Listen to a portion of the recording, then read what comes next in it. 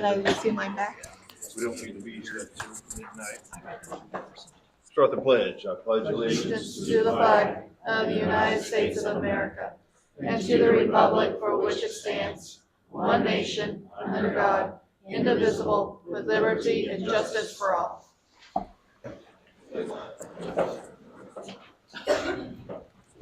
All right, so need a motion to approve the agenda as presented.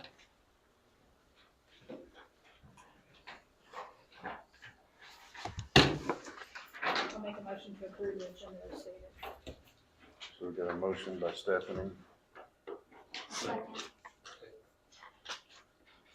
Seconded by Ashley, all in favor? 7-0. And then just need a motion for, that is it.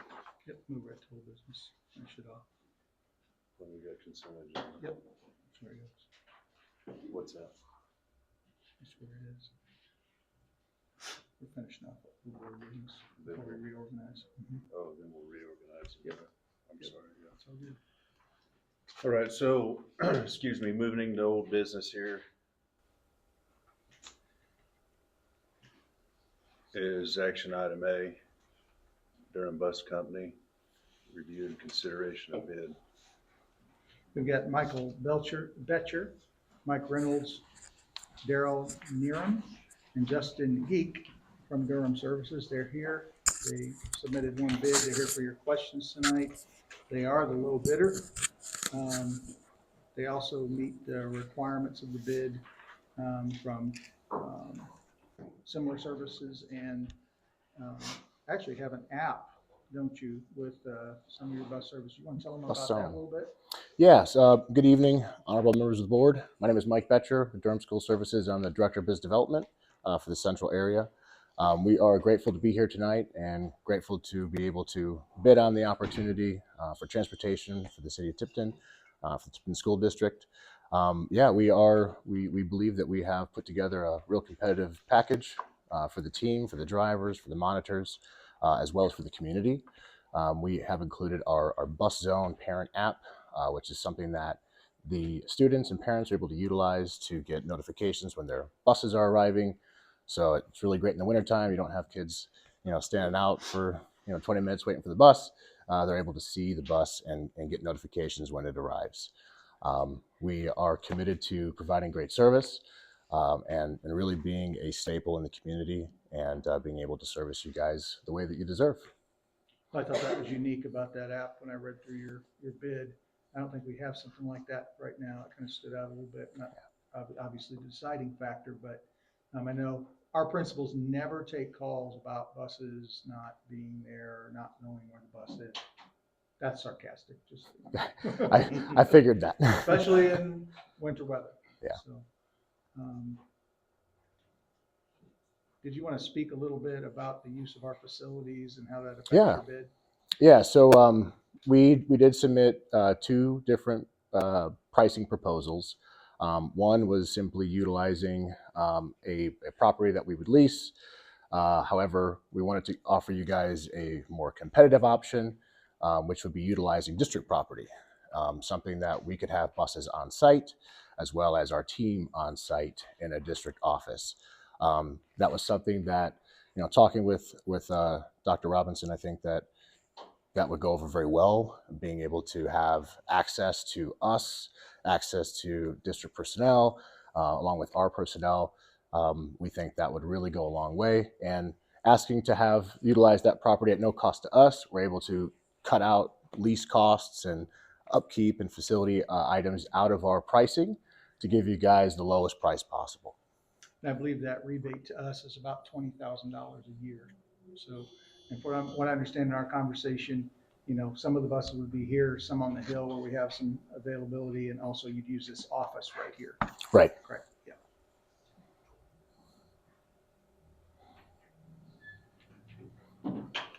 Questions from the Board of Education for the group? And the way that would proceed then is we would start entering into, they'd provide an initial contract, and we'd kind of go back and forth and talk about different points with that. We'd let our lawyer look at it, And next month, we would actually vote to approve or disapprove that contract. Yep. So is that contract going to be, as far as using district services, is that year to year for that decision, or are we lumping that all into the entire period? We were counting on it for the term of the contract, being able to utilize district property.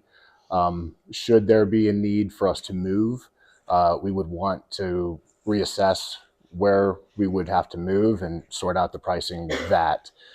So our pricing proposal is based on being able to utilize the district facilities and property for the term.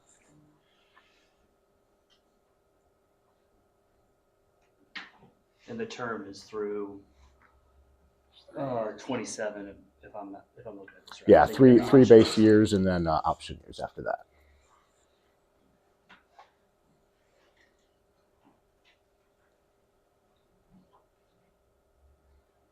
And at this point, we don't have any questions. I'm going to recommend that we enter into contract negotiations with Durham for transportation services. You just need to make a motion to do that, and then we'd come back to you with the contract to approve next month. So you're not actually approving them fully on, you're saying we're going to enter into contract negotiations for transportation services. So there's still you still have a contract to look over is what I'm telling you. Yeah. Yep.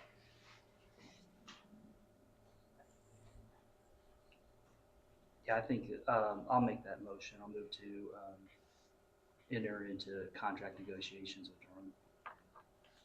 So we got a motion by Bo. I'll second it. I think in the short term, I don't have really any issue with using district property for office space of that. I just wanted to look at options for the longer term too, and how we would deal with that should we change our mind there or have a need for that space. Sure. That's the only thing I would want to look at in the contract. It was seconded by Amanda. Amy.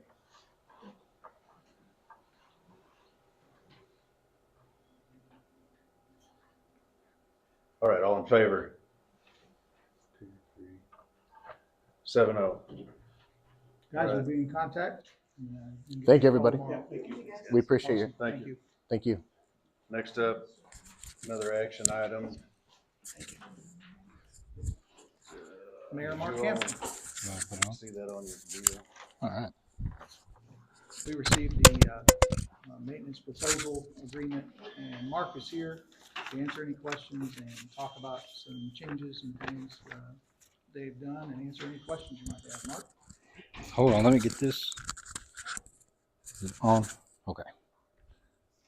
Now, just a little bit of background, kind of why all of these lease things, this was all discussed with any person that's been using of our fields. The city is starting it's a study. It's trying to figure out how we move forward out there at the park. What services, things that we're able to provide. I have a firm belief as far as city property, there's a certain standard that it should meet. It's a reflection on every person that lives here. Just a coincidence, Mr. Tuttle, you had said last in the chamber meeting that if you had $1 million, you would buy a football field. If you did, I would also request another $2 million so that we could have in a trust so that 30 years later, we could maintain it. If you've noticed out there at the park, we'd have a park board. Now, just a little clarification on our park board does not have a tax base. They have no decision-making. They're not city employees.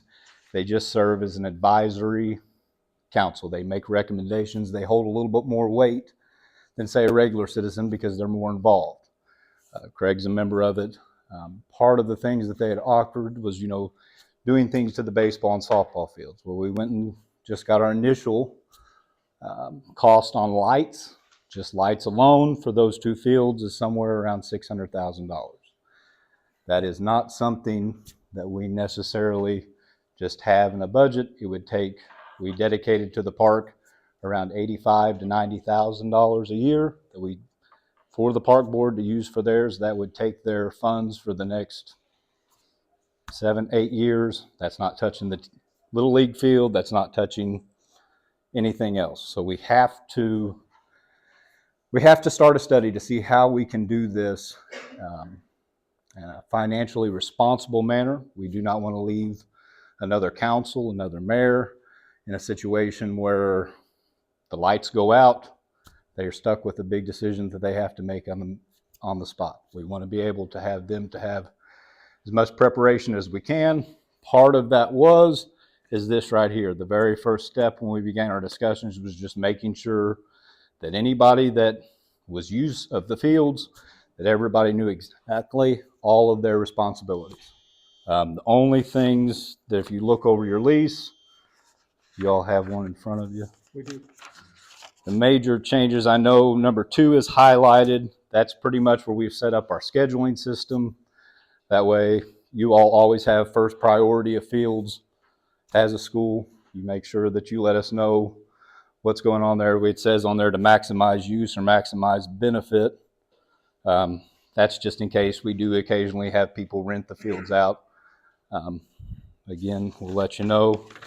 The second part of it, to chalk and to mow the fields, beginning on March 1st, ending on the 4th week of May in any given year, and then to reimburse the lesser, number 6, 30% for routine field maintenance items such as supplies, field conditioners, clay, chalk, herbicide, any other field improvement costs. Anything else that's going on there, this is probably one of the bigger parts of it. It needs to be discussed between both parties. I know that there were some recent improvements that were done out there on the field as far as straightening some foul lines on the baseball field. Our public works was very appreciative that immediately the school had got a hold of them and said, hey, just the reason that he was going to offer, hey, we'll bring out a truck for you all to be able to put any scrap or whatever you needed there. So that is, the rent is being the sum of $1 for the term of the lease. I know this term is from April 8th to May 24th of 2024. That's awful short, but I think that's where you all was wanting the term to end for each year or given year. That way you all have time to discuss anything that you have on it. Is there any questions? What about mowing? I mean, your city employees mow the park. Why can't they mow the baseball field? The agreement or the thing that they had come up with was that anything inside of the fence would be taken care of by the Tipton R6, and then anything outside of the fence we take care of as a city. That now, as far as trash, debris, things of that nature, as long as you all get it into the receptacle, we'll make sure that we take care of it up, pick it up. Are you talking just mowing from April 8th to the 24th? Well, yeah, just in good faith. Lease period? Yeah, in good faith, I knew that we hadn't signed this, so I had them go out there today. I know one of the players had kind of complained on the softball field that it was getting a little high, so I said, please go out there, Jeff, and take care of that before we start. Do they have any camps or anything that they'll need to use later? Yeah, yes, that's just during the summer whenever they have stuff. And my understanding is that's just like anybody else that would use the fields. They just tell them, hey, we want to schedule the. No, as far as like we was talking about, like the mowing. Be responsible for, the mowing and things of that nature during that time. I would just be using it like normal. Mm-hmm.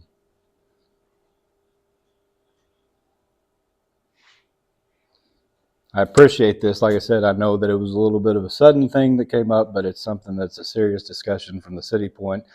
There could be drastic changes out there at the park. I don't know what we'll end up coming up with at the end of this study. I mean, it is increasingly difficult to, be honest, just a private conversation. Whenever I heard the number, I was like, well, Jeff, we spent $300,000 on roads.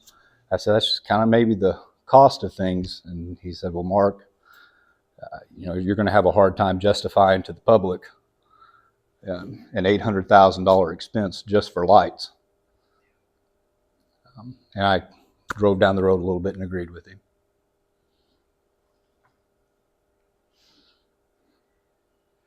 Well, I'll make the motion that we approve the lease agreement from April 8th through May 24th of 2024. So we got a motion by Bo.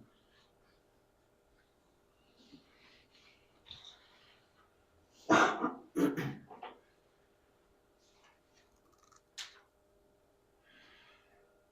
second it. Seconded by Ashley. All in favor? 7-0. Moving on. Thank you. Thanks, Mark. Thanks, Mark.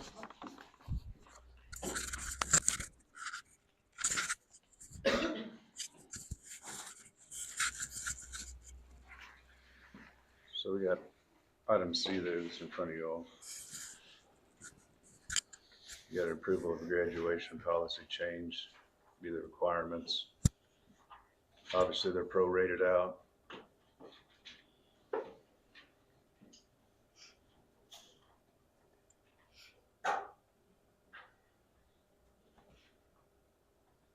Anybody got any questions for anybody on that?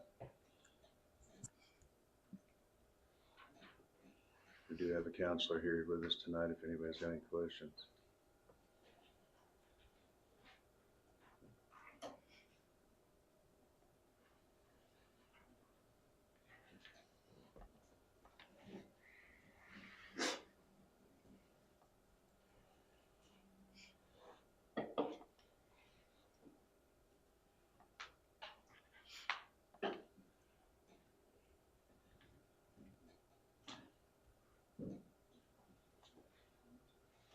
Anybody? Are you all still looking at it, studying what? I don't have any questions.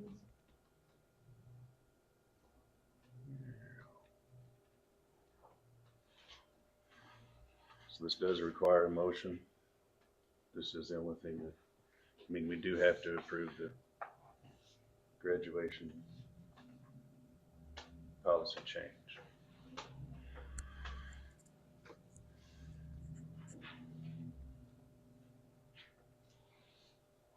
I'll make a motion to approve the graduation policy change as presented. So we got a motion by Ashley, Second. seconded by Kelly. All in favor? 7-0.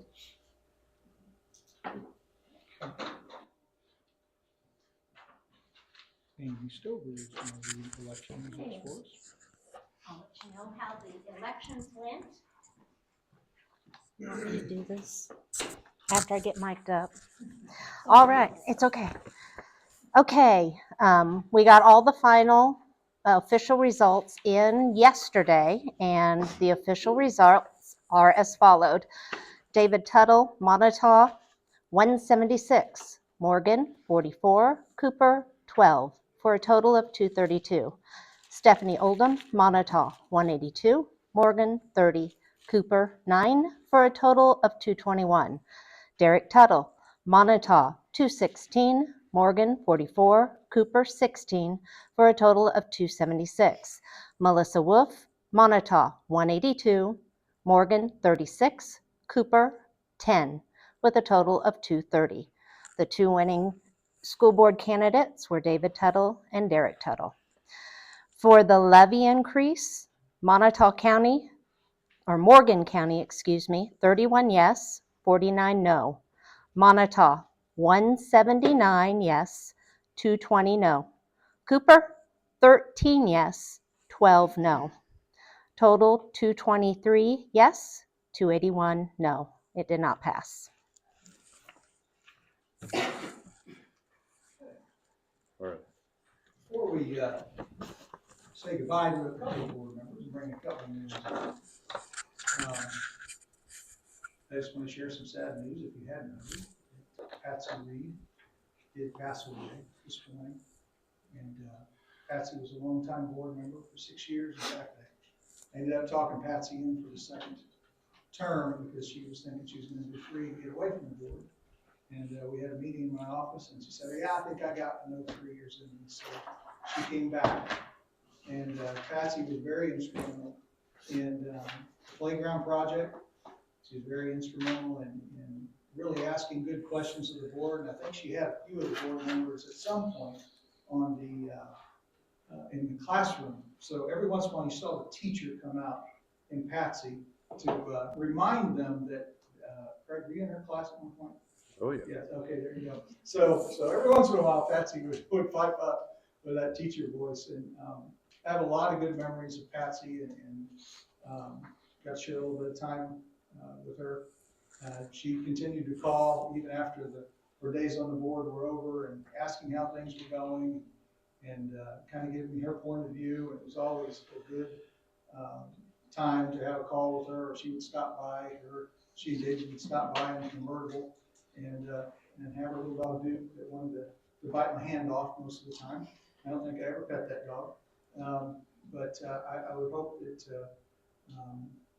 we can remember her for the service that she provided as a longtime educator, and then 6 years on the Board of Education. If you just join me in a minute just to think about her family in a moment of silence.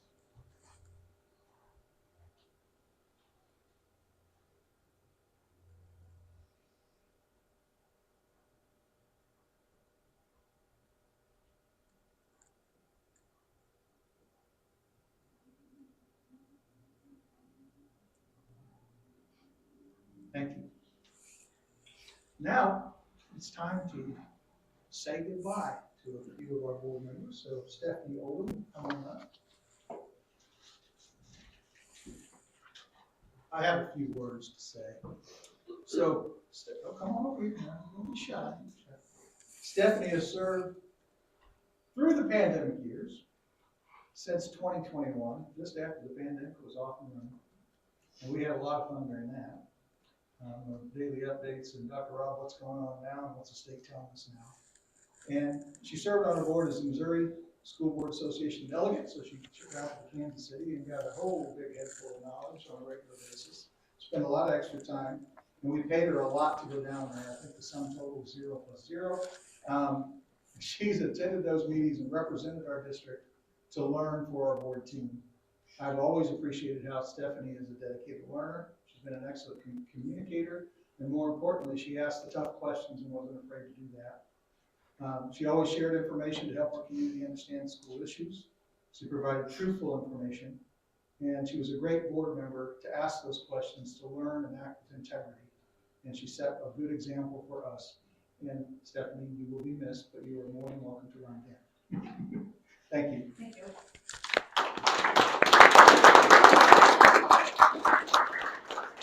Come on down, please.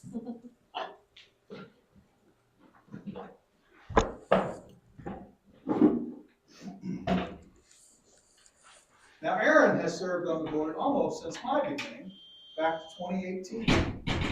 And as everyone knows, Aaron is a man of many, many words. I've lost count of how many times that Craig has had, or Clint has had to crack the gavel to make him stop talking so much. So we can't get in a word edgewise with him. But seriously though, if you're old like me, old enough, you remember the old E.F. Hutton commercials, where everybody says, when E.F. Hutton talks, people listen. We would hear Aaron. Now, oh, who's that voice? And the whole room would get quiet for the last 6 years now, because you're like, Aaron has something to say. Oh, wait, Aaron's talking. And he always had good insight.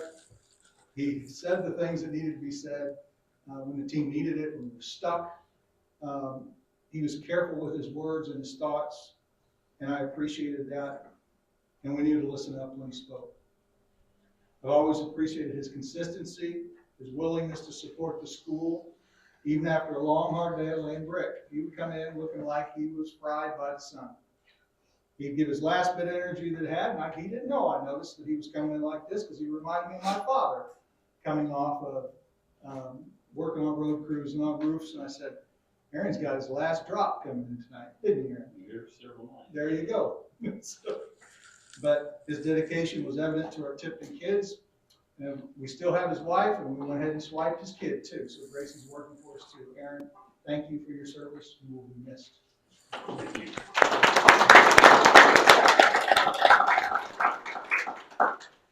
It's a pleasure. See you, Dave. That I will support the Constitution of the United States And that I will support the Constitution of the United States and the Constitution of the State of Missouri, and the Constitution of the State of Missouri, and that I will faithfully and impartially and that I will faithfully and impartially discharge the duties of school director discharge the duties of the school director in and for the Tipton R6 School District, in and for the Tipton R6 School District, County of Montauk, County of Montauk, State of Missouri, State of Missouri, to the best of my ability. to the best of my ability. All right, congratulations, fellas. You may have a seat at the table. Derek, there's yours, and David right over there. Got a good piece of paper that I can write now. Okay. At this point, I get to be the board president. Technically, I'm not for very long. I'm just for the purposes of electing your officers and receiving nominations. So we'll start with board president. I'm asking for nominations for president. Are there any nominations for president of the Board of Education? It's a fun time with Dr. Rob, an extra meeting every week. Whole lot of phone calls back and forth, sometimes at night. I would like to nominate Craig Wolf for board president. Have a nomination for Craig Wolf. And something I learned by looking back through this, Amy and I, we do not need a second. So if there's any other nomination, I'll take that at this time.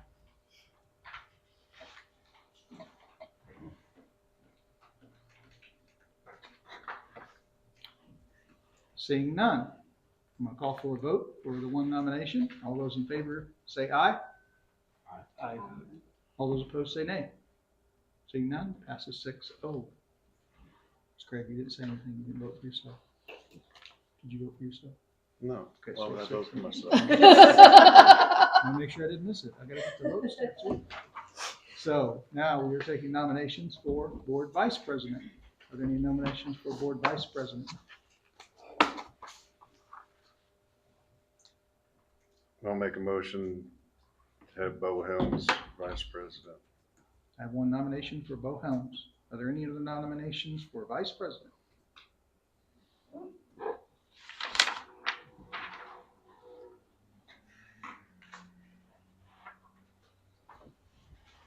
Seeing none, all those in favor of Bo Helms as vice president, say aye. Aye. All those opposed, say nay. Seeing none, passes 6-0. Nominations for board secretary. Are there any nominations for board secretary? I'll nominate Amy Stover for board secretary. One nomination for Amy Stover as board secretary. Are there any other nominations for board secretary? Seeing none, all those in favor say aye. Aye. All those opposed say nay. Passes 6-0. Or 7-0 on that one. Sorry. And now board treasurer. Are there any nominations for board treasurer? I'll nominate Lisa Bixler for board treasurer. One nomination for board treasurer, Lisa Bixler.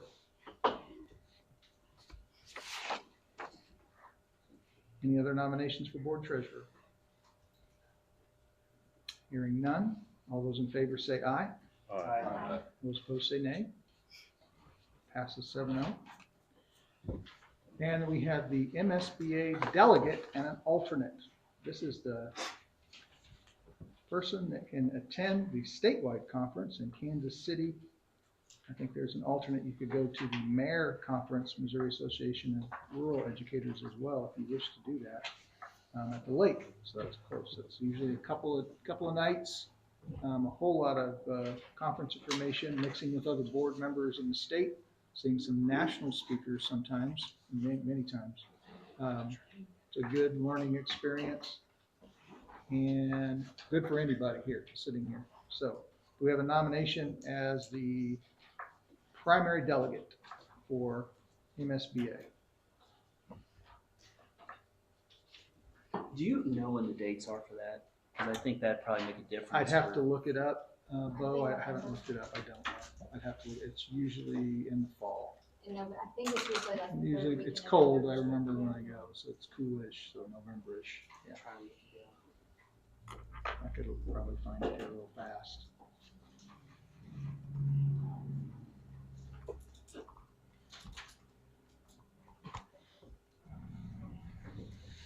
Does anybody want to do this? Just out of curiosity.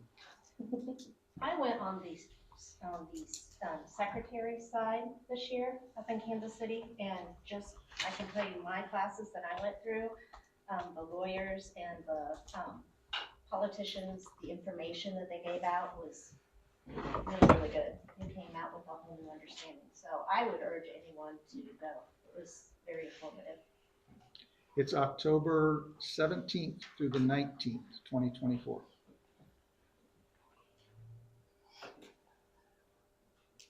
That's what I'm seeing online.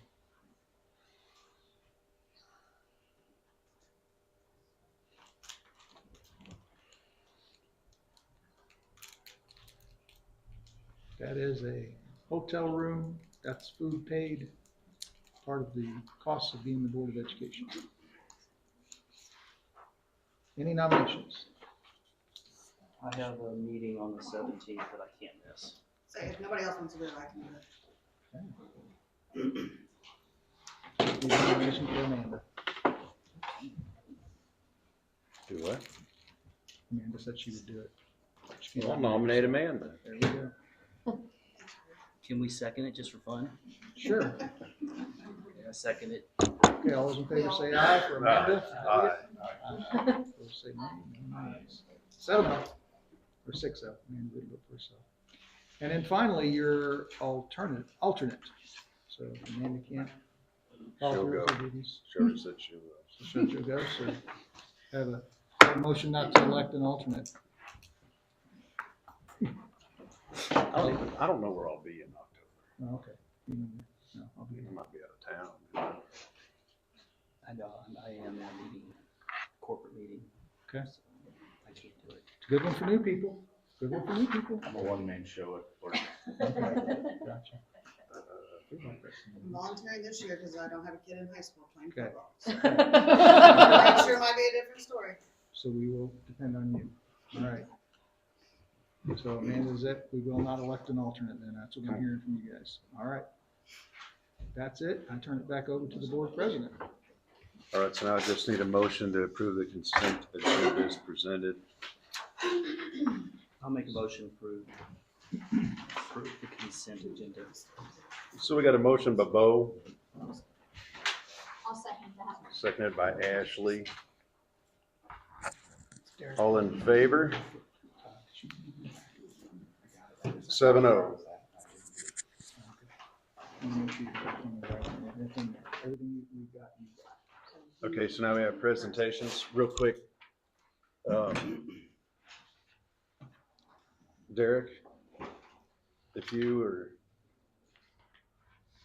Dave, if you guys get lost or got a question, just stop us and ask. Okay? Like if we get to moving too fast, or if you just say, hey, whoa, hang on. Renew, explain it or whatever. Something too crazy. You look through the bills and you happen to see your wife, like on a check stub or something, you'll have to abstain from that. Right. But she should be fine.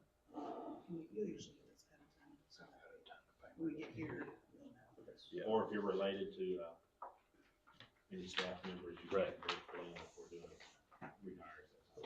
You'll learn all this in your few days of training. So we got presentations. I'm actually going to go first because my presentation's already pulled up in this area. Whatever you say, that's fine. Jolene was gonna be here tonight, so she has a relative that went to the hospital today, so.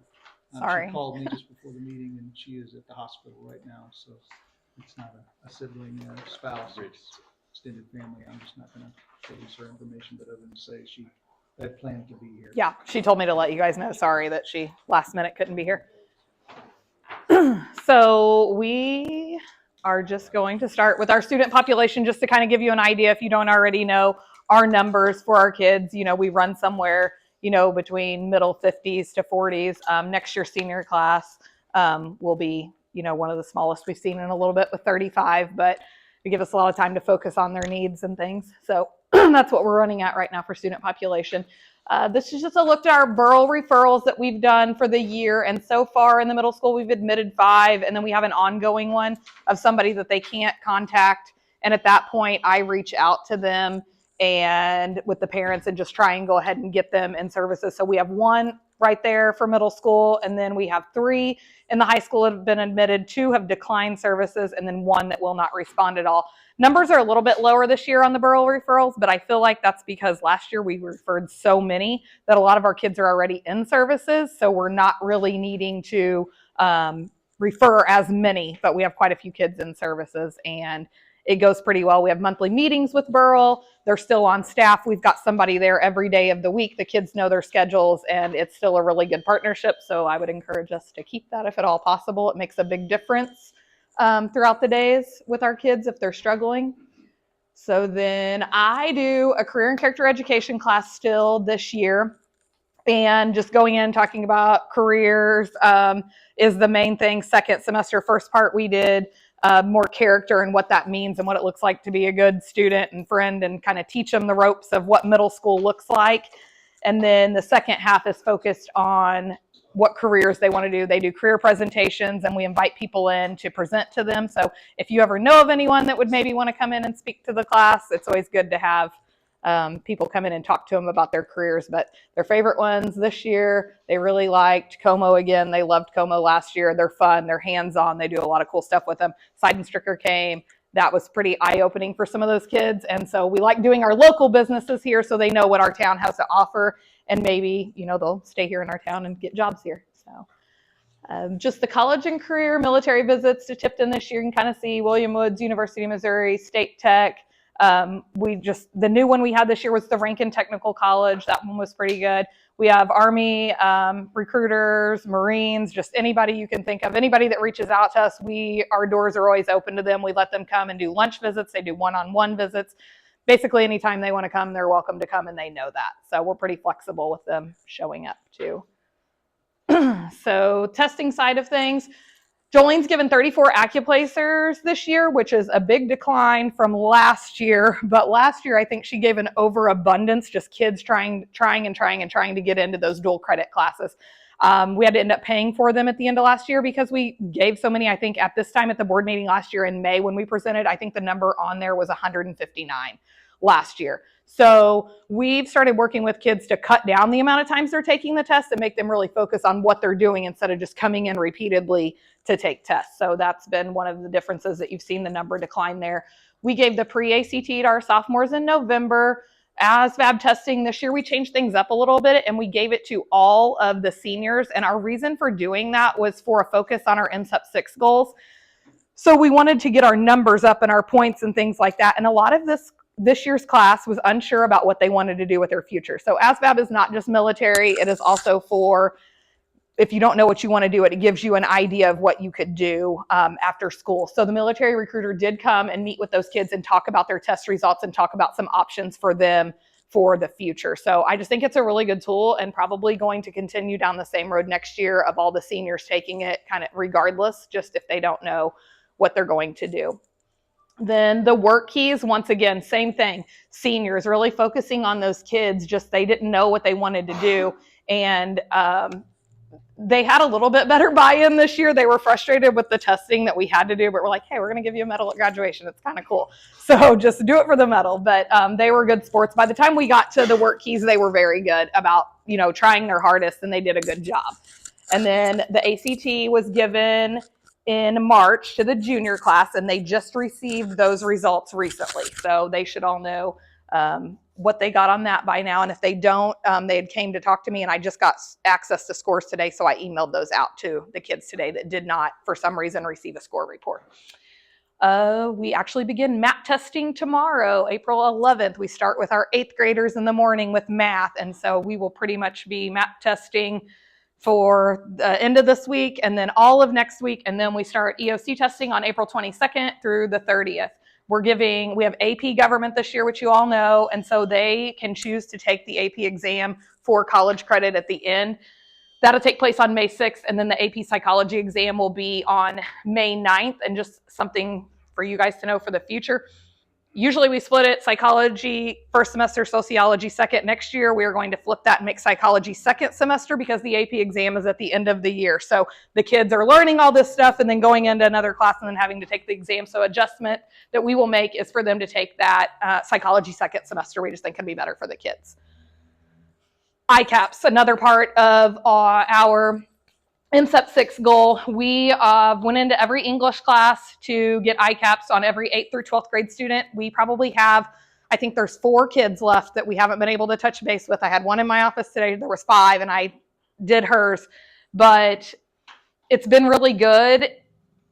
It takes a lot of time, but it is really important, and the kids are starting to see the importance of the ICAP, and it makes them think about what they want to do with their future. So the kids are enjoying it more, I would say, this year than they did last year. They didn't dislike it last year. It's just they know more about what it is, and it's been helpful making their schedules, and that's what we do is use the ICAP to make their schedules, justifying what classes they're going to take. Like they have a purpose behind the classes that they're taking versus just taking classes to take them. We want them to mean something to them, so we're trying to put them in the right classes by doing that.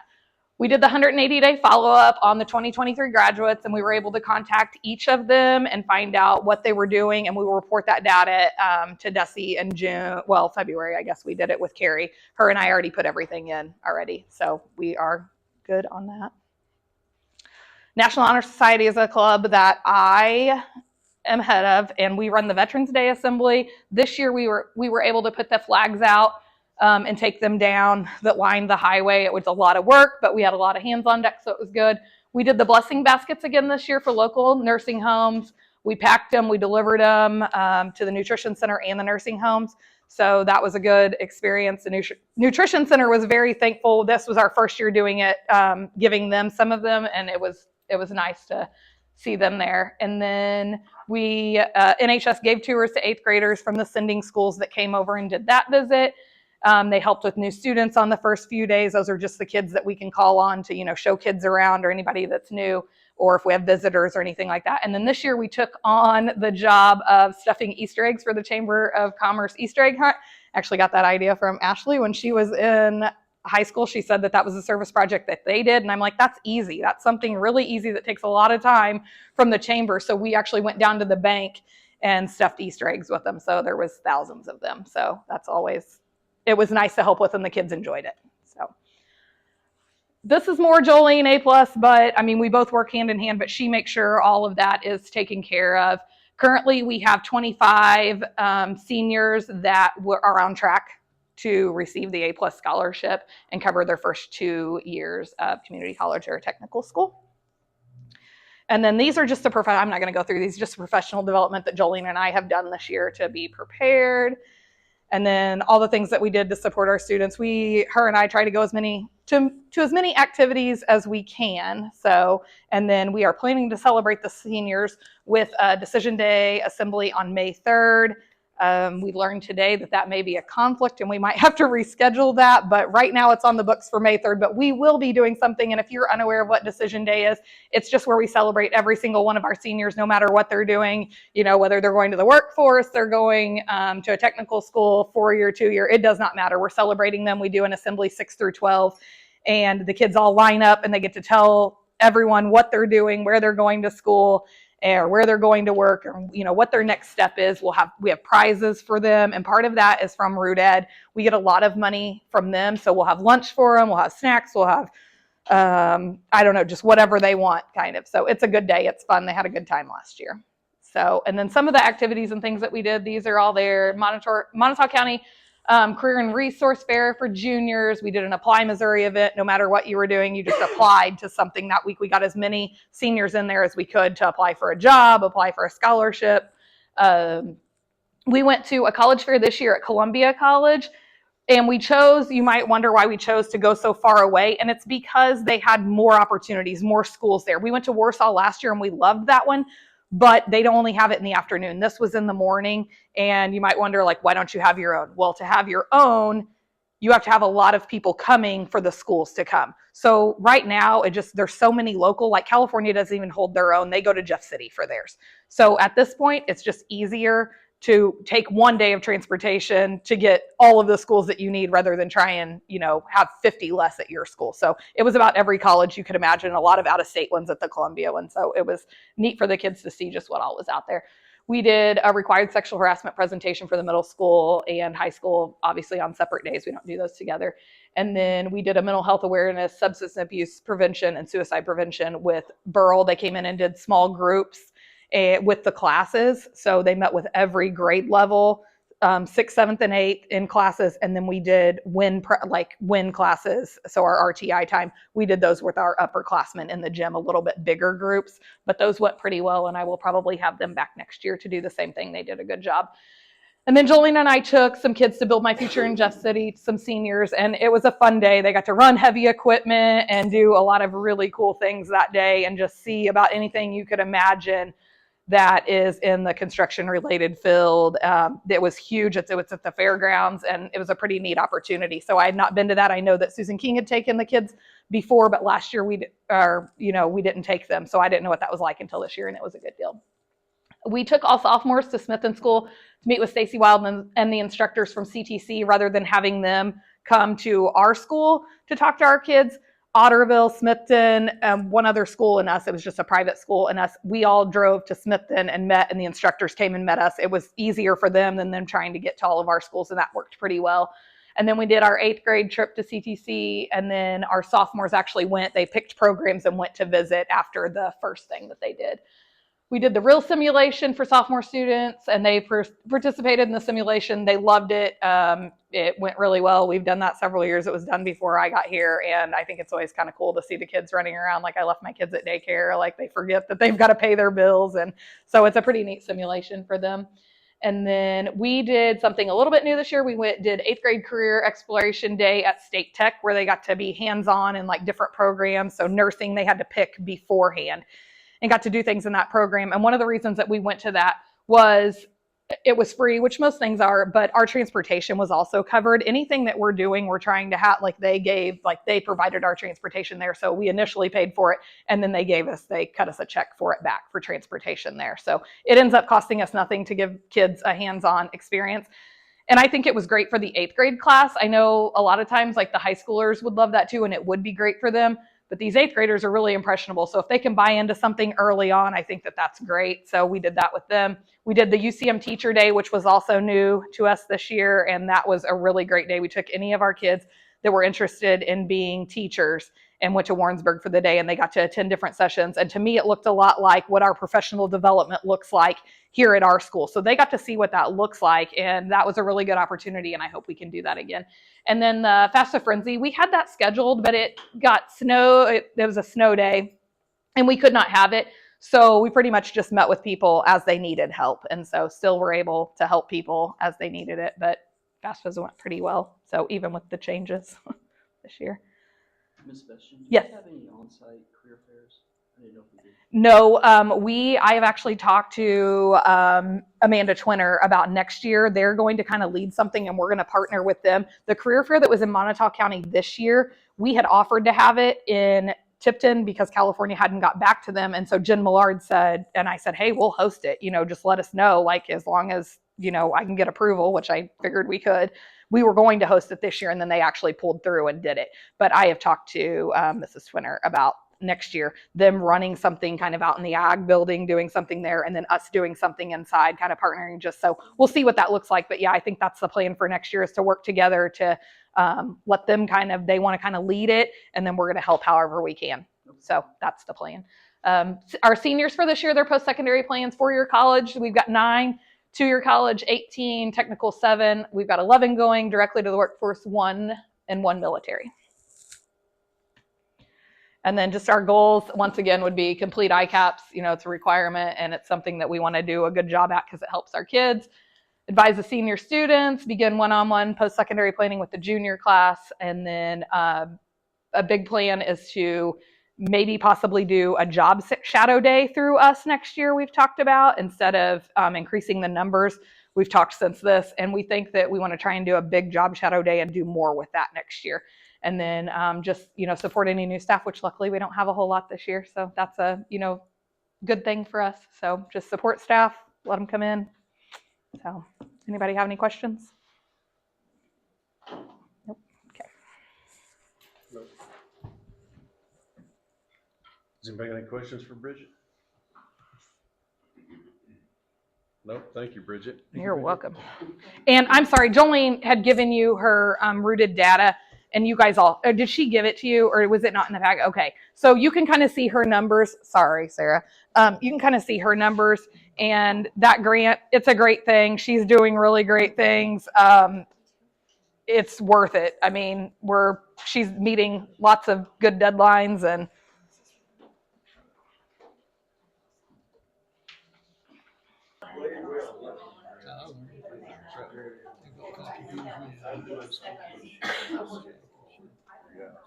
Thank you to the elementary. Yes, thank you, elementary. I'll hold on to it for you, Bridget. No, but I see.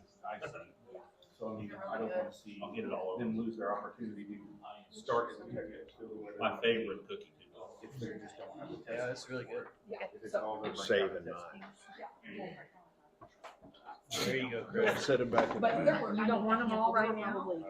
I have a, what do you call that? Okay. Keep it going. All right. The bulk of my information can be found in the document, the new elementary school counselor handbook. A lot of the things that we do throughout the year can be found in there, and I will take absolutely any questions from that as well. My slides are super short and sweet. The program evaluation bully can be found in the handbook, but a couple things to note that aren't on here that are kind of new to the elementary are our bully investigation form. That's just a way that we can document and keep track of the things that involve bullying. If a parent makes a report, if a student self-reports, if a teacher overhears something, it's just a way that we can double check. We keep track of all of those. Those are actually kept in the elementary office to make sure that bullying isn't repeated. That's something that's new this year. Senate Bill 681, that can be found in the handbook, and there's a pretty big blurb and a copy of what specifically it says. It's a huge bill, and hidden in there is the section 162.720, and it's gifted children.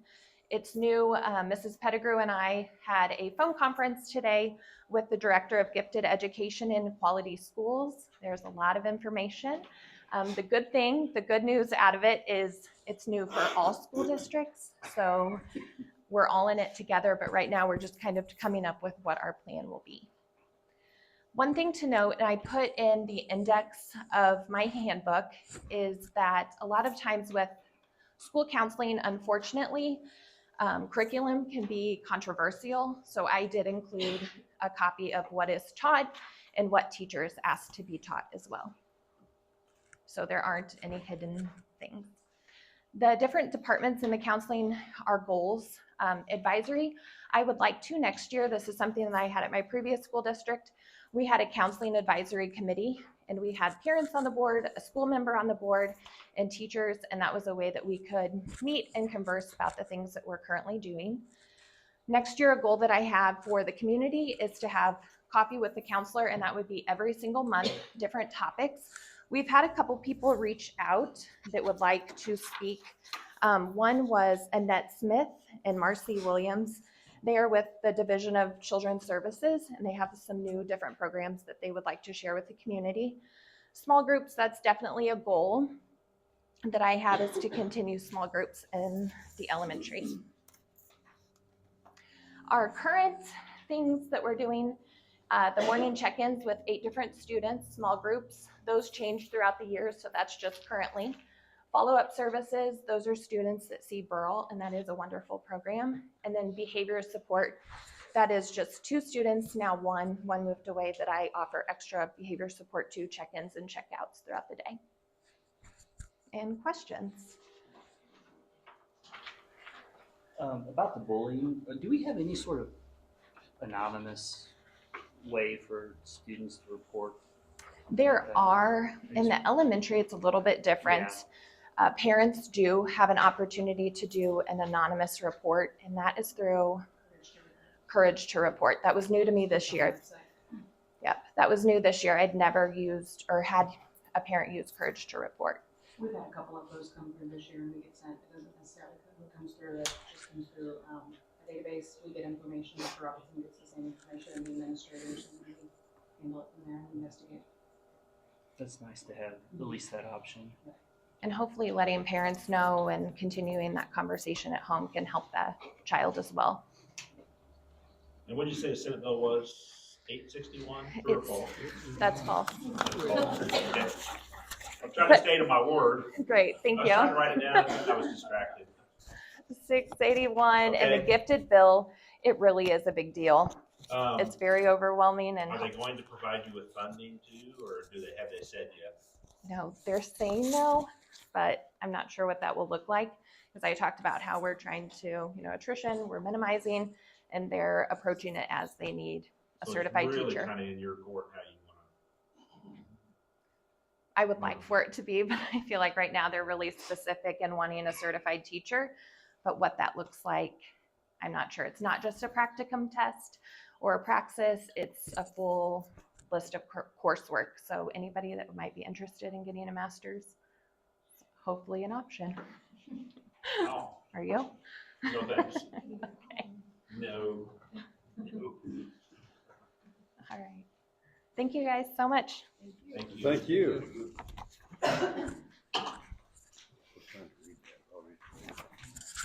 Okay. Neat. Off to reports.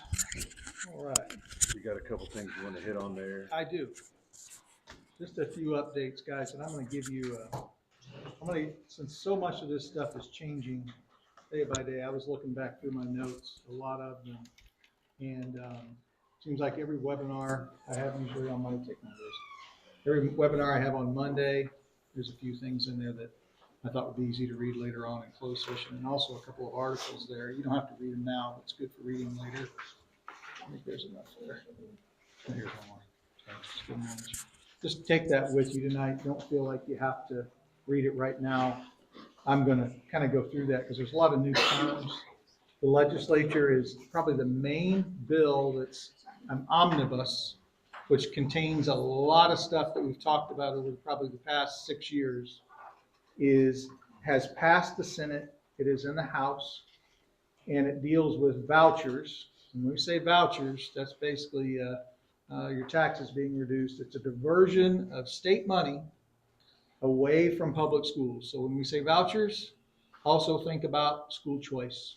Think about, I just want to take my kids where I want to take my kids. I don't want to support the public school. I want to go down the road to the Life Academy or whatever it is. I want to go there. I want to get these voucher tax credits, and I want to take state dollars away from the local school district.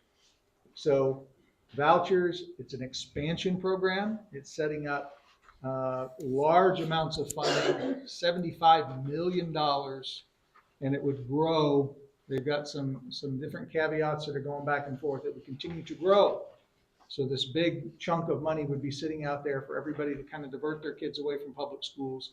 And I'm gonna get on my soapbox, and maybe everybody won't agree with me, and that's fine, because I feel like I need to say it.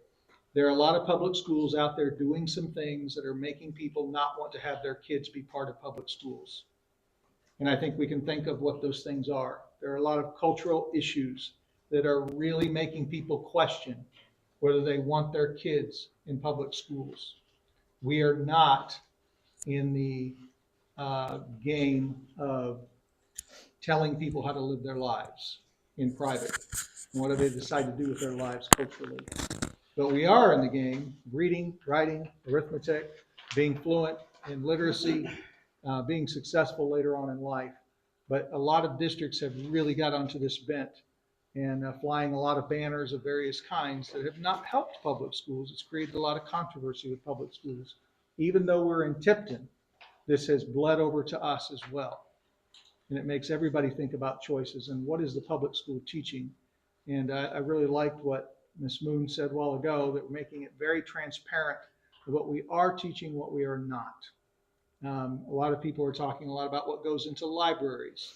We do not try to pick up controversial library titles, and put them into our library to make parents question about what we're putting in front of them. And I will not stand for that, because we need to have a school that is about reading, writing, arithmetic, literacy, vocational programs, co-curriculars, sports, things that help people develop. And there are a lot of personal choices that have to be made within families that schools do not need to be a part of. So that's my little soapbox for just a second. But that's where I stand on that. And like Forrest Gump said, that's all I've got to say about that. But this has created a lot of this school choice movement. And I think that this idea of vouchers, this idea of, you also hear open enrollment, where I can just take my kid wherever school I want to go to. That's another piece of that. That's a separate bill. It's still kind of floating around and has been for a few years now. That creates a lot of competition between schools, and it can make some school districts dry up. Some states have done this, and it does dry up some school districts. Makes it very hard to budget and plan and hire the number of teachers you need.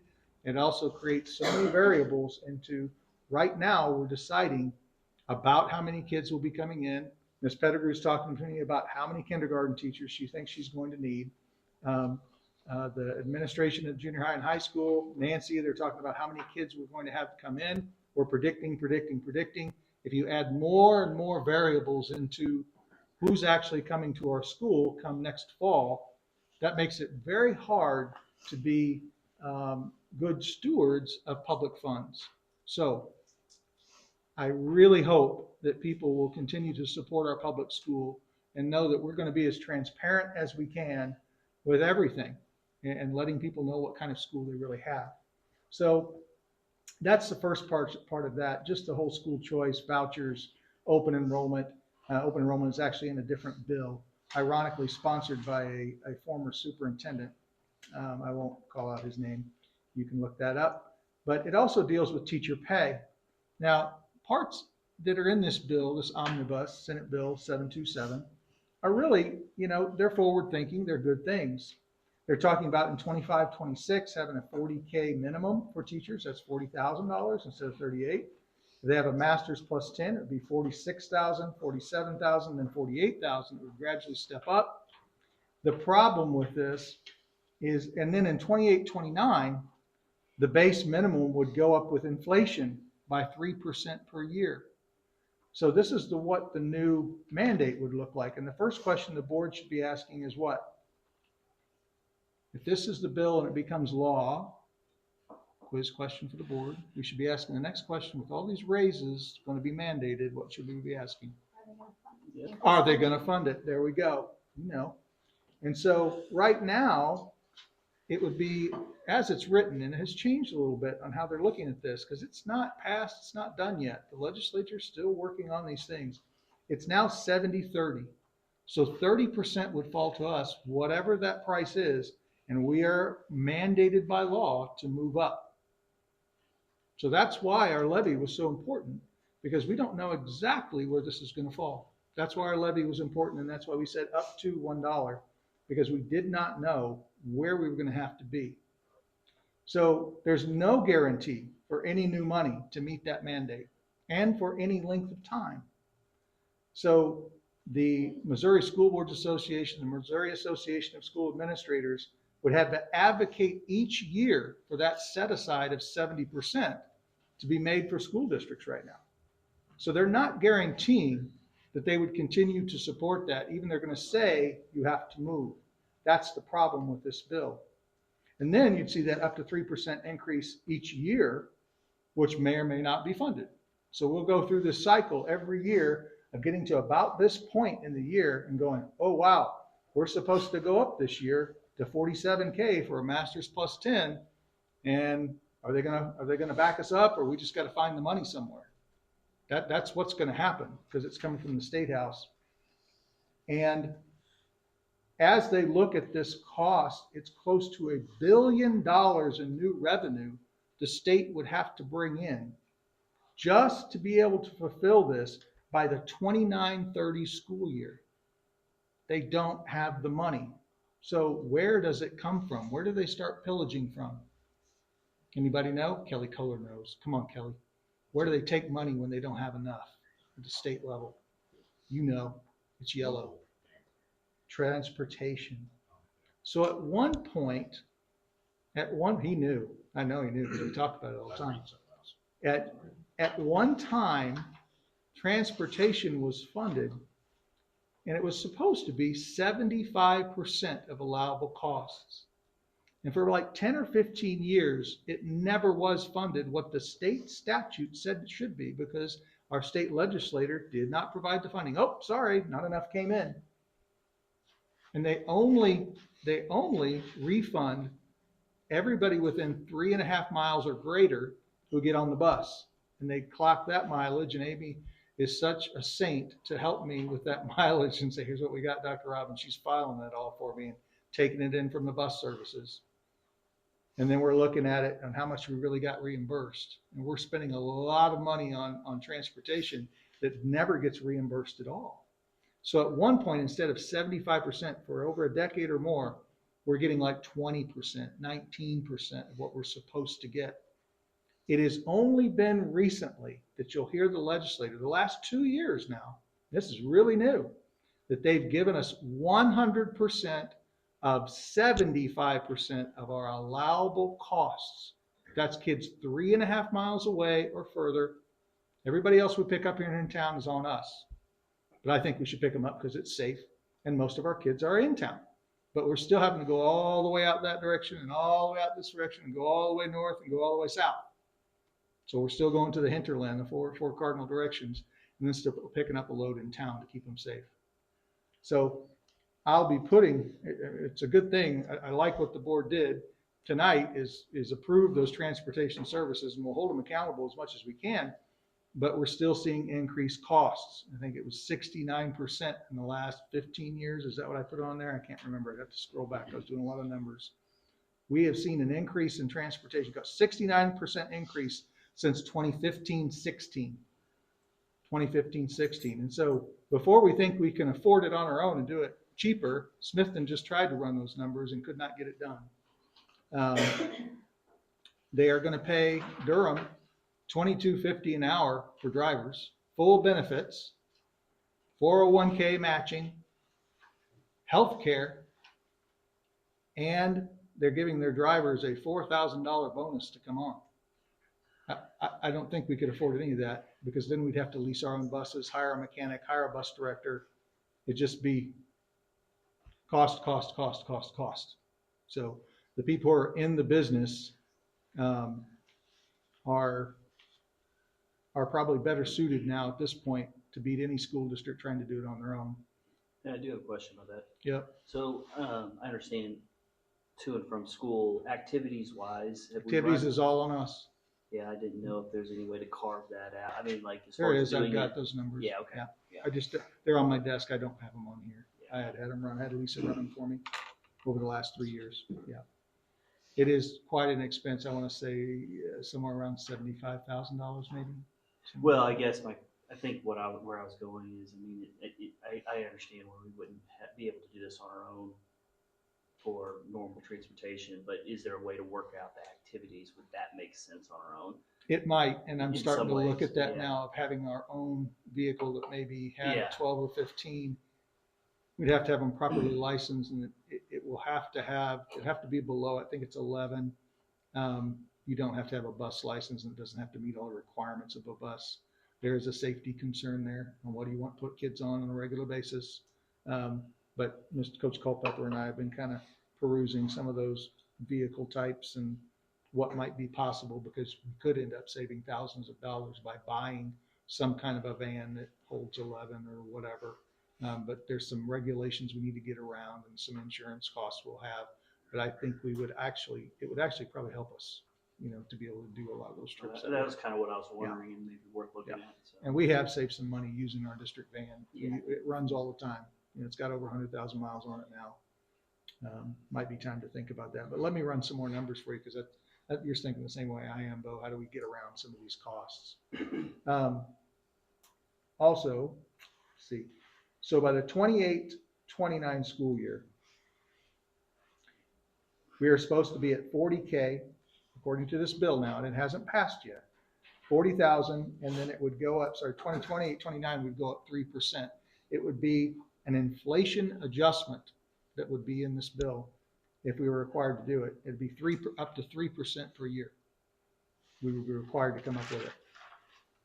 The state has not passed the budget yet, but the state statute also requires that we have a state adequacy target. That's SAT. So the new minimum, or what we have now, is $63.75, which we're guaranteed per kid. There are two estimates out there with Jason Hoffman, who is the former chief CEO, financial guru for Jefferson City Public Schools, and then also through DESE and some of the administrators there. Jason and I actually sat right in front of the commissioner and got it straight from her mouth. And we asked questions too, didn't we? Yeah, we were on the front row. Went down and listened to that. So going from 63.75 to 6,600, possibly as high as 67.60. So that's good. That's good, because that could be a few $100,000 more on our budget. So if it goes to 6,600, we could have $132,000 more in our budget. If it goes to 6760, we could have almost $250,000 more. But the state still has to pass their budget and say, this is what we're going to budget for. And they like to use that nice little term called appropriate. Kelly, what's appropriate mean? You smiled, you know. I'm gonna ask you questions. You're in my class right now, man. You're my good student. You're my gifted kid. You should know this stuff. How much money we're gonna get per kid. That's right. But if they say appropriate, what's that? Is that how much they're gonna reimburse versus for each kid? Right. If they say appropriate, they're just saying, they're not promising it to us. They're saying, if the money comes in through the tax rolls and we have it in the budget this year, we'll give it to you. If not, well, it came in at, instead of 6760, it'll come in at 6650. So then we eat it. Even though we put it in our budget, they short us. And that is very, very common for the state legislature to say, well, we fully appropriated the foundation formula and that's what it's going to be. So these are some of the variables you deal with budgeting. And for your new members, you know, this is probably maybe something you have heard or maybe haven't heard before. I just want you to be aware of it. So if 6760 does pass and it becomes to fruition, we probably could have then, when we did we're doing everything backwards, you know, we're hiring everybody, we're making our budget, and then we get all the way to August and we set our tax levy. So when we get to that point, we said on our last tax levy up to $1. Well, that was what we thought way back in November because we weren't sure. We knew what we were going to be short.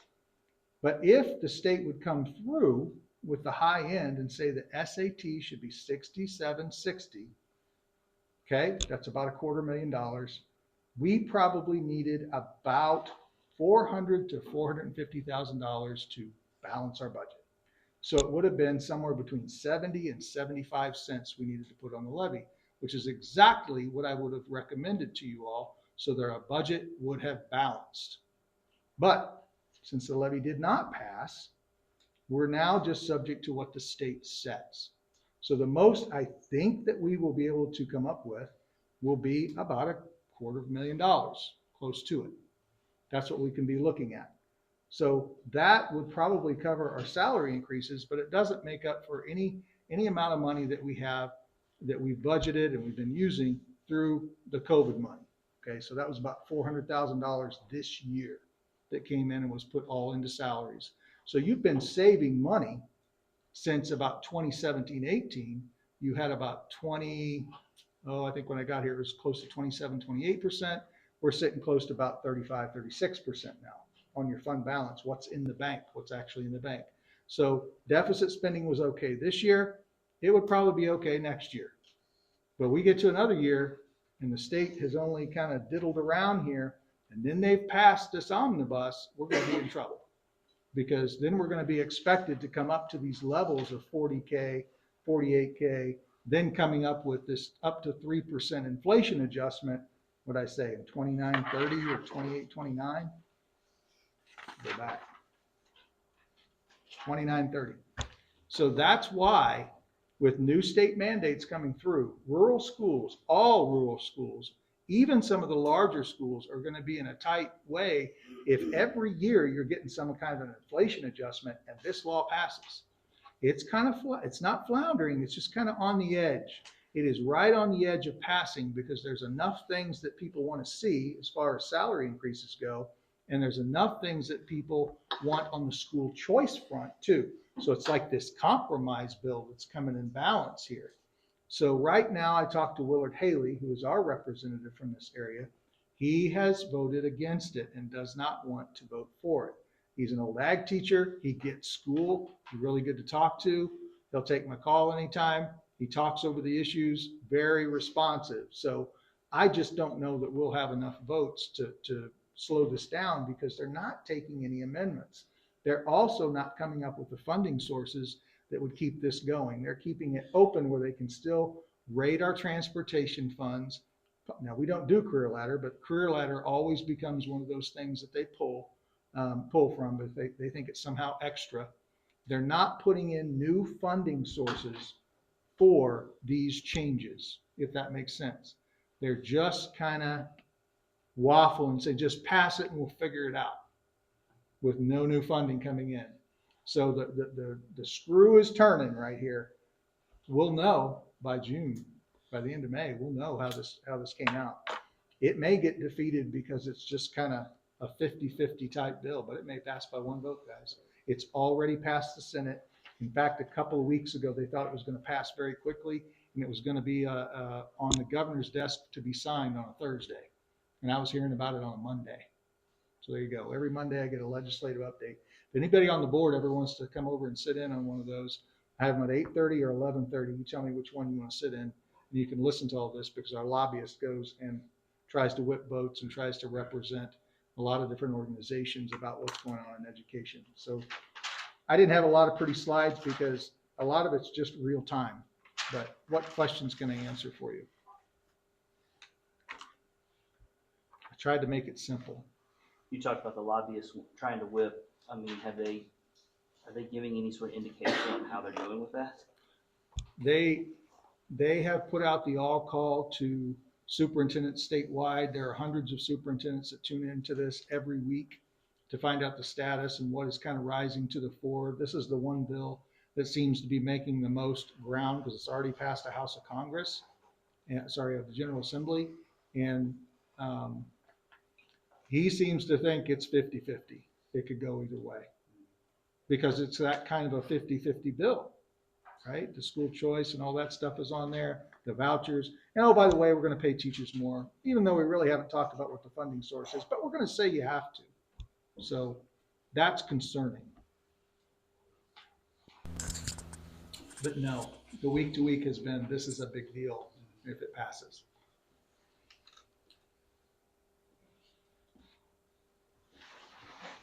Anybody got anything? No? So in front of you guys got all the building administrator reports. A lot going on.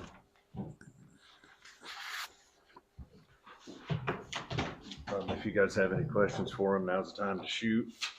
I don't have anything personally. It just looks like it's winding down. It's busy. Like it's busier now than. We would like to invite you guys. Central Office is doing High Five Friday at the school on May 10th at 7:30 a.m. And Amy and Lisa want to invite the Board of Education. I think that's a great idea if you can make it. We're all about high fives. Handing out high fives to kids, getting When is it? motivated. May 10th at 7:30 to 8, just 30 minutes. It's a lot of fun. I got stickers and scented pencils. You guys can help us pass them out. Come on. You got step stools for little kids. What time? Yeah. At 7:30. Over. Tell me your favorite part of the job. High five in the morning. What? You give them a hug, dude. Anybody have anything for the administrators? When do you start math testing, Ashley? We are after, so we can use our title services efficiently and special education. They're doing theirs this week. We're still reviewing. We will start some special education and like a couple tests next week, full force the 22nd through the 26th. We'll get it all knocked out in about 5 days. So that's the plan. That teachers are busy reviewing and revisiting. We did on the 24th, in the middle of MAT testing, Mrs. Moon has worked with the Casinger Conference counselors, and we have a special presentation coming. PTO funded that for us, so we're excited.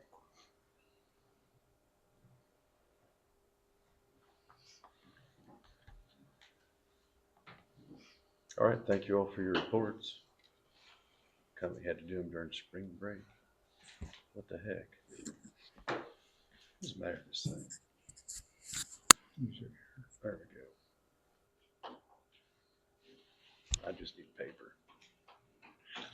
So moving on, we got new business. I'm gonna let you highlight this because Okay. you dealt. Yep.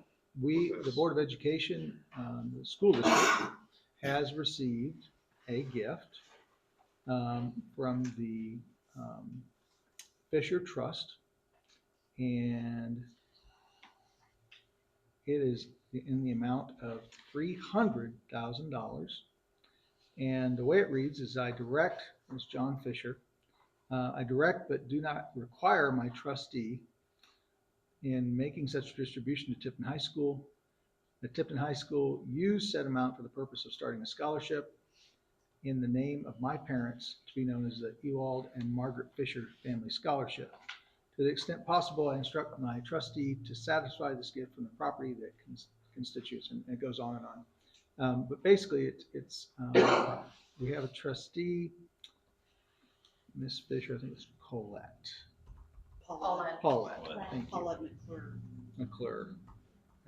Sorry. A lot of names in my head. I spoke to her via phone last week, and we talked for quite a while. And she would be willing to entertain some discussion about the gift possibly being used for seed money to start a facility, with the idea that we discussed to use that for naming rights of the building and in honor of the Fishers. Now, she was open to it. She wanted to discuss it with her family, wanted to discuss it with the lawyer. But we discussed that there would obviously be some kind of a timeline because there would be a significant amount of money. $300,000 is not going to buy the entire facility, but it's a great start. So how that would work, I know that there could be local donors that tagged onto that as well. And what that facility would be is up to the community. It can come from private donations. And at some point, it could come for a small bond issue, because we have some bonding capacity to be able to add to that. So we could combine donations from our current community, from the Fishers, and also from a bond issue that would hopefully pass, and let the community tell us what kind of facility they'd see. There's been some talk about some kind of a practice gym, sports training facility. A lot of things have kind of floated around the community. I know there's some discussion out there. I don't have any plans. I don't have any agenda other than to say the Fishers might be willing to do that if the board wanted to do that. So I think there's just some discussion to be had. If the board just wants to accept it and we start a scholarship fund, we can do that. I told her that tonight I would be talking to the board and having them weigh in on that.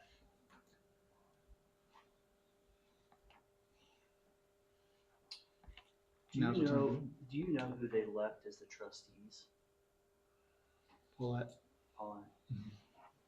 So they would maintain then the scholarship? No, there would not be a scholarship. You would trade one for the other. He might mean. If you start a scholarship If you fund, do no, they scholarship would not. It instead. would be on the hands of the district to come up with a committee to. Right, we would have to do that. That's We'd have where to I, do a committee. Yeah, that's yeah. where I was going. Right. We'd have to form that. Right. Sorry, I didn't understand your question, Bill. I mean, if it's, yeah, that, we'd want that, it's difficult legally. Which, I mean, it's a good thing, but you would have to make sure it's it's written right. Right.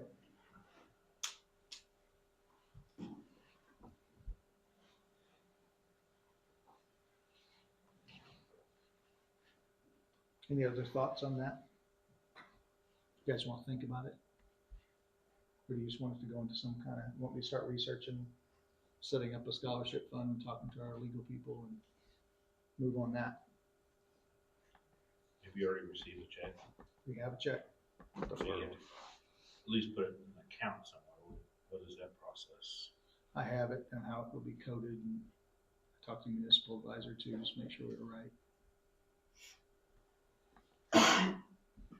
Yeah, for something like this, I mean, you'd want to just almost honor the gift in the way that they want it to be used. So I'd almost yeah. want to hear Right. what their preferences would be first. Would the board, if they were willing, is it the board's preference to use that as seed money?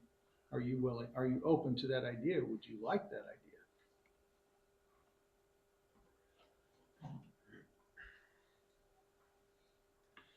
I like the idea, but it's obviously something like that's gonna cost a lot more than that amount of money. It So will. what if you go that direction and then can't pass a bond, don't have enough donations to make it be what it needs to be? Then it goes back to the scholarship. That's what would happen. That would be kind of the agreement that we discussed on the phone.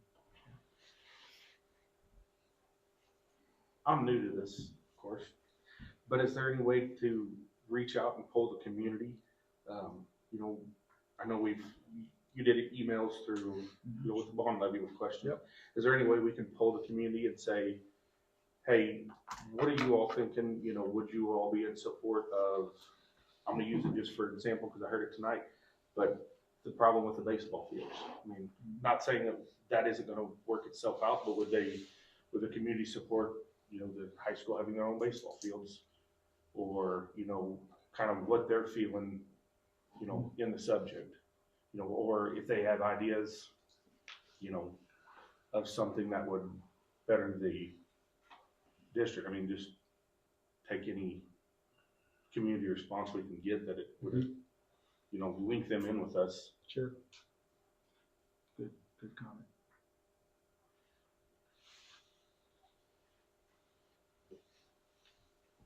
I would like to see what the family thoughts are on it.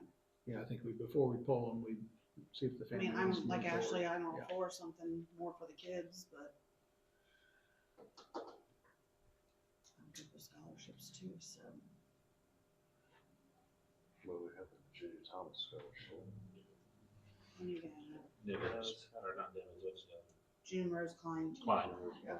We have, I mean, yeah, it's some good scholarships. This would be, and it's, obviously this would be another good one. Right. The kids need it, so.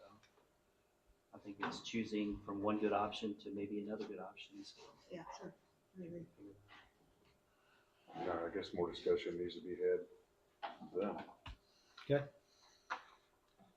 So it's not the board, it's the board's preference to hear what the trustee would like to do first, and then Well, move I from think there. that's only fair. Okay. I would be open to using it for a facility or something like, well, you know, for us to use. Yeah. If they're okay with it. If they would be okay for it, then I would love a practice facility. Okay. Mhm. Okay. And if they're not okay with it, we'll accept it graciously. So, okay. Very generous. Yeah.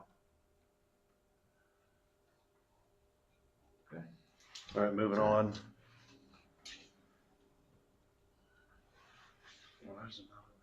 Oh, it is on here.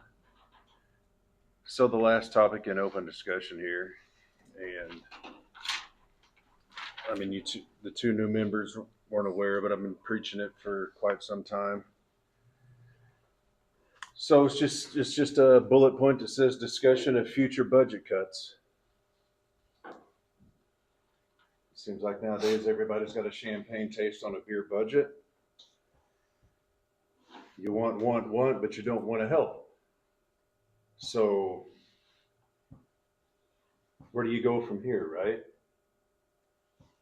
So I'd just like to get everybody's idea of what are you guys thinking?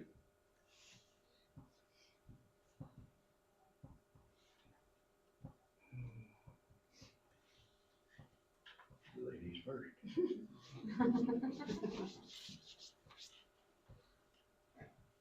Yeah, it's hard to just to start picking things out of the air and, Whatever you do is gonna be hard, well, yeah, I know. I'm not saying that, because whatever the board decides is gonna, doesn't affect us.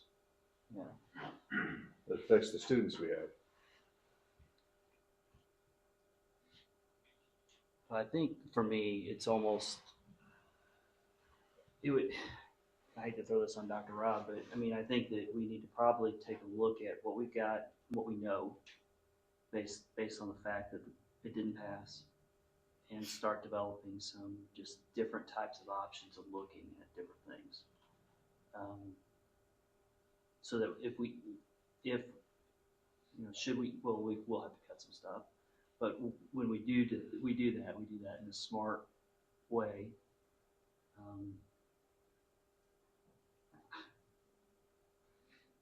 So like for me to come up here and say, okay, I like this cut or that cut, I don't think I'm prepared to do that. I don't That's really fair. know. I don't know the call.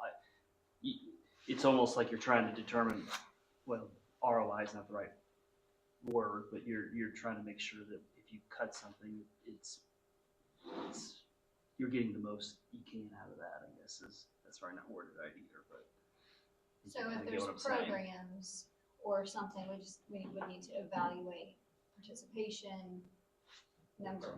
Right. So can you got it. We would want to do it in the So least maybe the next painful board way. meeting, shove it out to everybody or whatever, on what everything costs. Do you have it broke down by sport, Transportation, by participation. everything? Perfect. Transportation is your biggest cost. For programs, right? Biggest cost as a district is people. Correct. You can cut all athletics and you're still not gonna get to it. Right. Right. Individually, they're all relatively cheap and big budget. But you gotta start somewhere. Well, Dr. Rob, what figure did you throw at us a little bit ago about if we looked at some alternative transportation uses? That's what you asked Kelly, I just pulled it up. Is There you go. So on extra trips, and this is the last full year we had in 2022, 23, it was $63,580. That's extra trips. That would be transporting kids to ball games. That would be field trips. That'd be co-curriculars. That's everything we do extra. Now, I would guess with the changes 6%, we're going to be about $75,000-$80,000 if we continue on the same track for 24-25. So you could make some changes on how those things are handled. And just for like reference on how much it costs for one trip, that's Yeah. a big number. So like if we go to Sedalia, with just one bus, 10 kids, it's like $375. Yeah. Something like that. But now with with Durham, it's going to be $40 an hour flat fee. So if that driver is tied up, a couple hours before the game, it's $40 an hour. Game goes on for a couple hours, that's $40 an hour. 3 or 4 hours, $160. 2 hours, an hour back, maybe getting them loaded, all that stuff. So 5 hours, you're talking about a $200 trip. Their pricing scale is a little better because it's a little cleaner. It's not the mileage plus the per hour for the driver. It's $40 an hour flat. So that was kind of nice for next year. So I can make some pretty close estimates without looking at mileage so much. So back to what Bo said, what's your average, like your team size, coach? What, can we get the bulk of like our transportation into like a van like that on the bulk of the time and maybe cut that down? Not in every sport, but for a lot of sports. Okay. And we do that now with the van as much as possible. Right. Like golf uses the van all the time. Volleyball used the van for their tournaments whenever it was varsity only, and they didn't have JV and varsity and junior high. And when you get to 25 kids, that's tough. Yeah. Basketball used it, boys and girls. Wrestling used it for the girls' side because they only had 5. Ag We has use used it it quite a a bit lot. for some of our activities. Ag, archery's used it some, so we've used it a lot. But the limit that we have now is with a coach in there, the most you can get in there is 6. So Now, another question would be, how many conflicts would you think we would ever have of like one vehicle being needed more than one spot?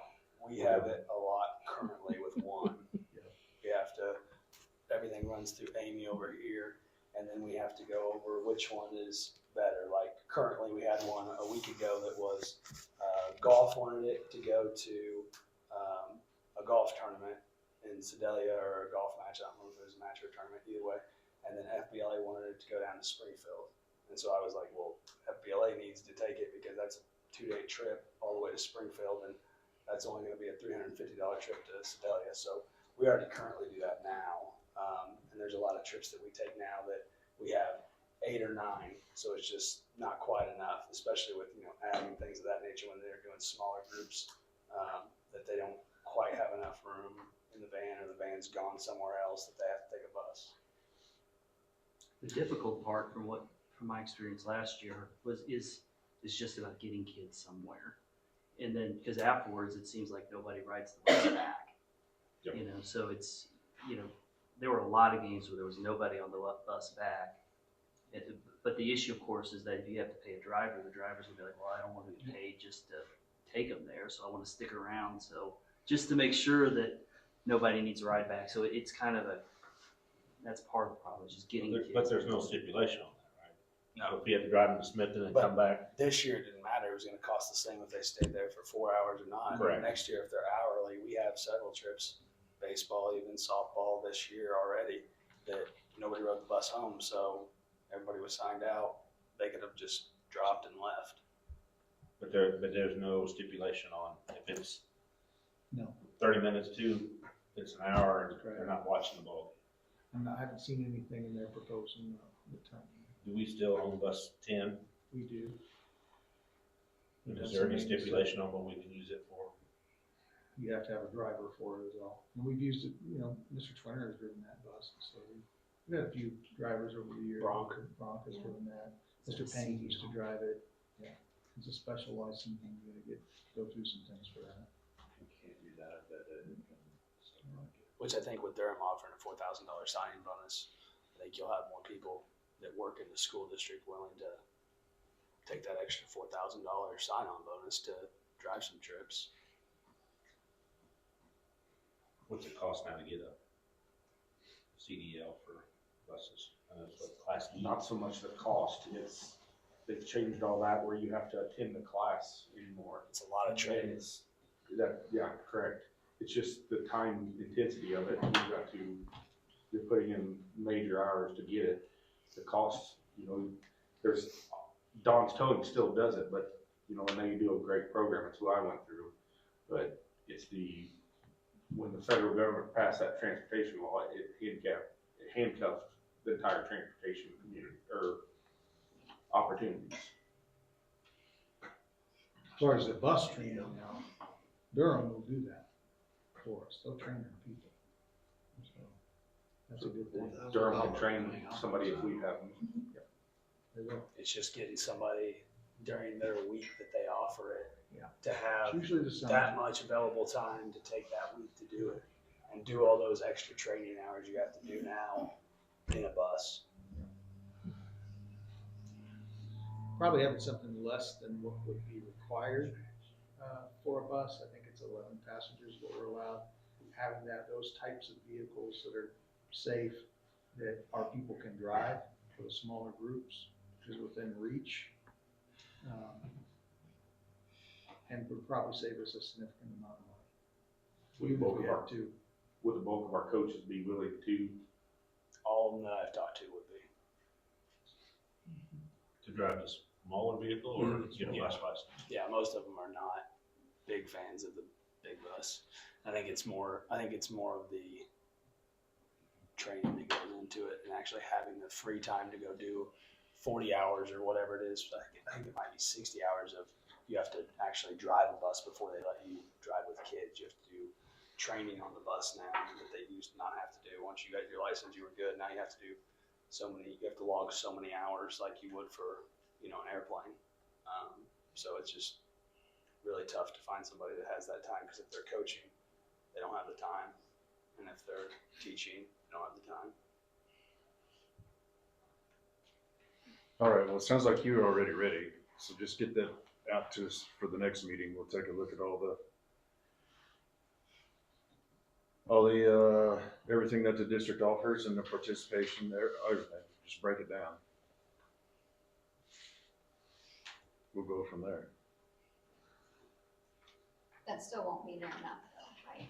No, it's not gonna be enough, but you gotta somehow, Get it started. you gotta get it started to somehow balance the budget, somehow. So not trying to stir a hornet's nest by no means, but is there, now that we're going to a 7 block, is there any savings that we're gonna see by, not as many classes offered? I mean, you know what I'm saying? It gives us the opportunity for attrition. Okay. Since we're transitioning, this next year, not this year, but the 25-26 school year, we will probably see some drop off. Now, we had 100% of our, which isn't always true, we had 100% of our non-tenured teachers return their contracts. But if we see some that drop off later on, we may or may not rehire them. So, going to 7th period day does give us that flexibility that we may be able to do without 1 or 2. It'd be tight, but it would be tough, but it's a possibility. Problem is that our contracts come out and the board votes on them in March. So before we know if the levy passes or anything like that, or exactly what our student needs are going to be for courses and all that stuff, we're moving forward and we're offering contracts which are due yesterday. I think it was yesterday, right? And now we're hit with, nobody would do their home budget like this. You're doing about 70% of your expenses on the front end before you really know what's coming in, which is really frustrating for anybody who has to go through school finance. So, yes, to answer your question, yes, there may be some opportunities to reduce staff. Does anybody have anything else or any other ideas?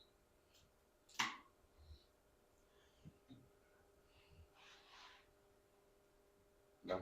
Find them grants. Like everybody else. Well, some people think we shouldn't be claiming that 38K grant. If you read the newspaper, I don't know what's wrong they do. We got it. It's just always. No, I'll be quiet. Bo, you're up. All right, I'll be move us quiet. into, executive, I can't talk. Executive session pursuant to 610.021 to discuss the liaison board team, to include, Dr. Rob, Mr. Culpepper, Mrs. Sebastian, Ms. Thomas, Mrs. Pettigrew, and Dr. Robinson.